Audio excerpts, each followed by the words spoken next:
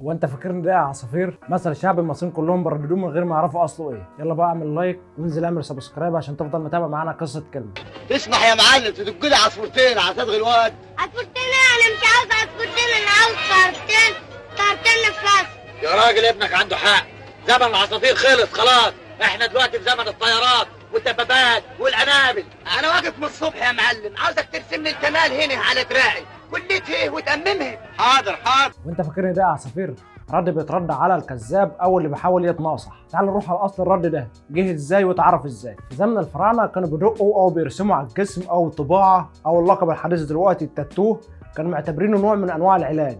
وشم العصفوره خاصه كان معروف اللي بيدقه بيكون عنده خلل او عدم الاتزان او مضطرب نفسيا، ومن وقتها اتعرف اللي بيدق عصافير بتقول له اي كلام بيصدقه حتى لو كان كذب، معروف ان هو لا يعقل. ومن ساعتها جمله ما تفكرنيش داقي عصافير يعني ما تفكرنيش مختل وغير متزن او ما بفهمش وبس. يلا بقى اعملوا لايك وسبسكرايب عشان تفضلوا معانا في قصه كلمه على طول. السلام عليكم.